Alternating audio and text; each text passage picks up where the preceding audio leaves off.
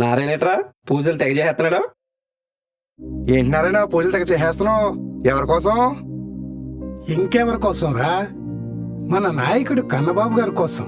ఒరే దొరబాబు, ఎప్పుడైనా ఆయన మాట్లాడడం చూసావురా? పెద్దోడైనా పేదోడైనా ఆయన మాట్లాడే మాటలో మర్యాద ఉంటుంది, పిలుపులో గౌరవం ఉంటుంది. అర్ధరాత్రి వాళ్ళ ఇంటికెళ్ళి సమస్య అన్నా సరే వెంటనే స్పందిస్తారా.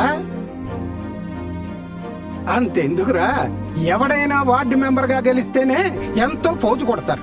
అలాంటిది 2 సార్లు ఎమ్మెల్యేగా గెలిచి మినిస్టర్ అయినా కూడా ఆయన ప్రవర్తనలో గాని మాట తీరులో గాని రవ్వంత గర్వం కనపడింది ఏంట్రా?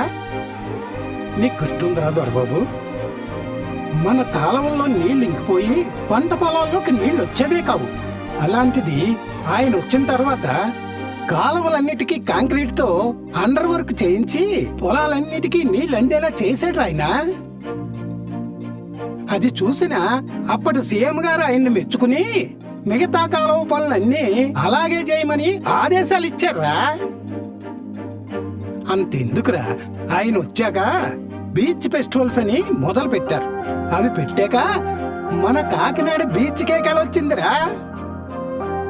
ఇప్పుడు అదే బీచ్ మీద ఆధారపడి చిన్న చిన్న వ్యాపారస్తులు ఎంతో మంది బతుకుతున్నారు.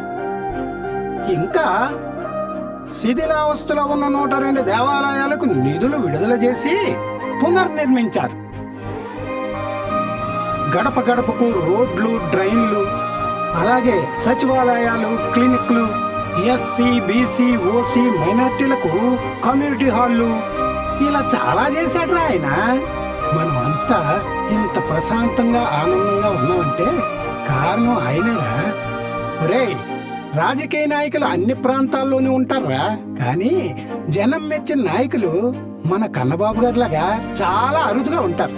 అలాంటి ఆయన మనకు దొరకడం మన అదృష్టంరా. మరలా ఈసారి కన్నబాబు గారినే గెలిపించుకుందాం, ఏమంటారా? అంత మంచి పని చేసినా ఆయన గెలిపించుకోకపోతే ఇంకెవరిని గెలిపించుకుంటాం రా? మళ్ళీ కన్నబాబు గారినే గెలిపించుకుందాం. శభాష్ రా.